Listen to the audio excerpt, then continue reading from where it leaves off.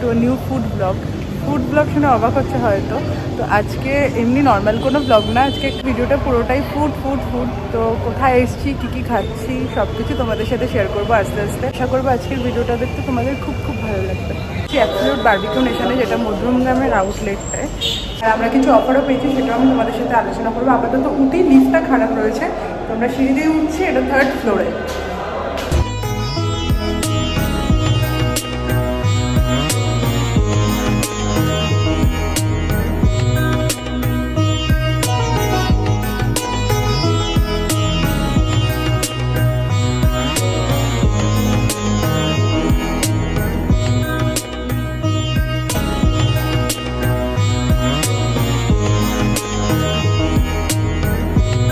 ভিতরের অ্যাম্বিয়েন্সটা তো তোমাদের সাথে শেয়ার করলামই।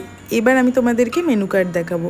এই হলো অ্যাবসলিউট বারবিকিউ নেশনের টোটাল মেনু কার্ড মধ্যমগ্রাম আউটলেটে।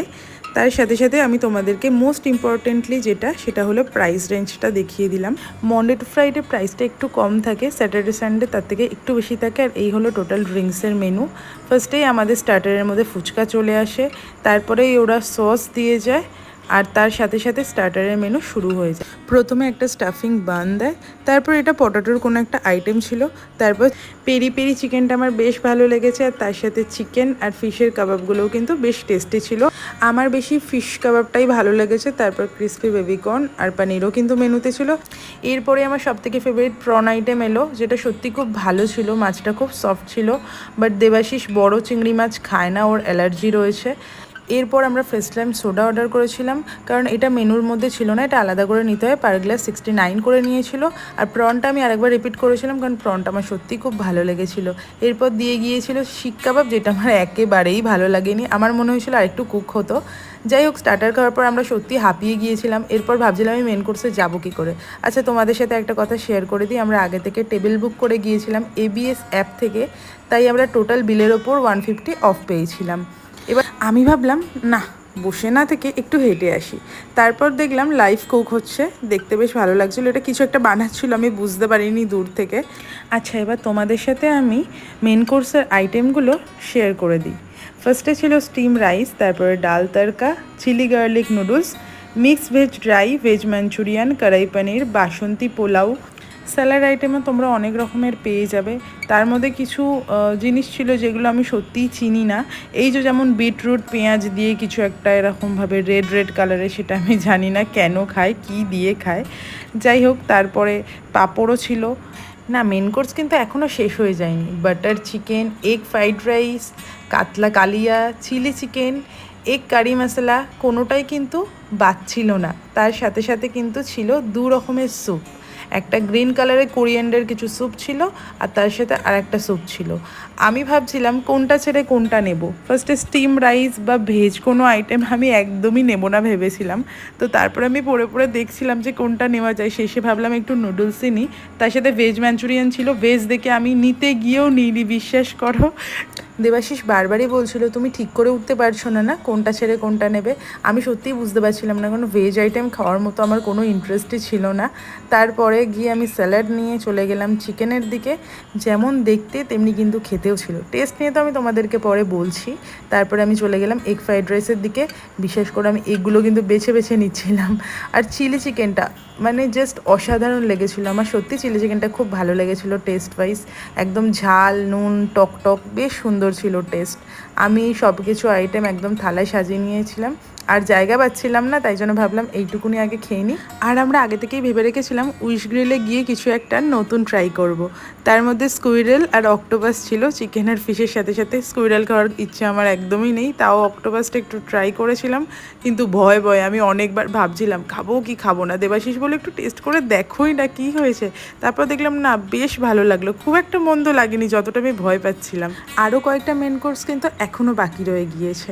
সেটা হলো চিকেন বিরিয়ানি, মাটন আর পোলাও। আমি মাটনের সাথে পোলাও খাবো ভেবেছিলাম, কিন্তু পোলাও আনতে ভুলে গিয়েছিলাম। তারপর অল্প করে বিরিয়ানি নিয়ে আমি ওনাকে বললাম দাঁড়ান আমি তো পোলাওই আনিনি, পোলাওটাকে আনি, তারপর মাটনটা দেবেন। উনিও আমার কথা শুনে হেসে ফেলেছিলেন। যাই হোক, আমি আবার পোলাওটা আনতে গেলাম।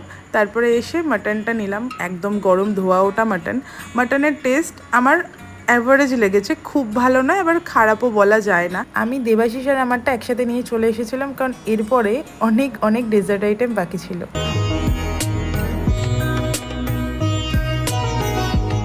ডেজার্ট মানে আমাদের সকলের কাছে কিন্তু স্বর্গ।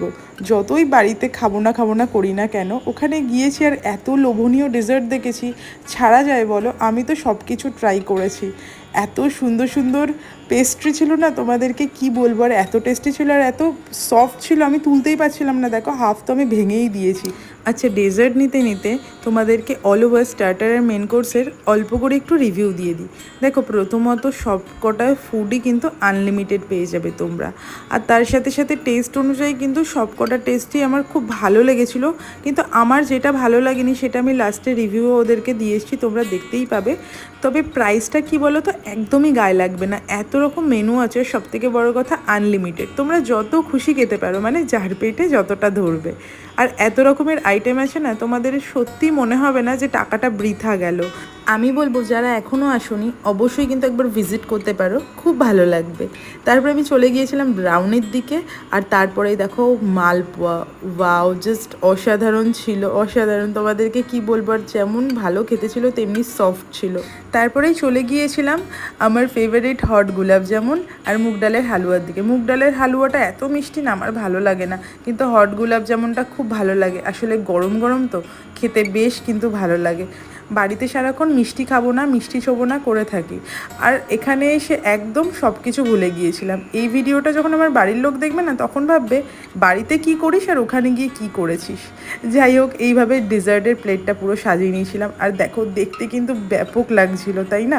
তারপরে চলে গিয়েছিলাম ফাইনাল আইসক্রিমের দিকে। একদম চোখের সামনে লাইভ আইসক্রিম রোলস বানিয়ে দিচ্ছিল। এটা কিন্তু আগে আমি ফোনে অনেকবার দেখেছি, সামনে একবারও দেখিনি, তাই দেখার জন্য ওখানে দাঁড়িয়ে আইসক্রিম খাওয়া শুরু করে দিয়েছিলাম। আর আমি দেখছিলাম কখন বানাবে। তারপর দেখলাম পান ফ্লেভারের কিছু একটা বানাচ্ছে, যেটা আমি খাচ্ছিলাম ওটাও পান ফ্লেভারই ছিল, আর পরের যেটা বানাচ্ছিল ওটাও পান ফ্লেভারই বানাচ্ছিল। এর আগে যতবার দেখেছি আমি আইসক্রিমগুলো বানানো, সব ফোনেই দেখেছি। ভাবলাম সামনে দাঁড়িয়ে দেখি কি করে বানায়।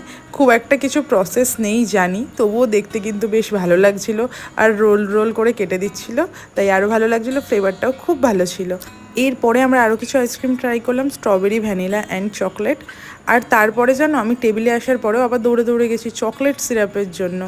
ও, আর একটা কথা, কারোর বার্থডে বা অ্যানিভার্সারি থাকলে ওরা কিন্তু একটা ছোটো কেকও স্পন্সর করে।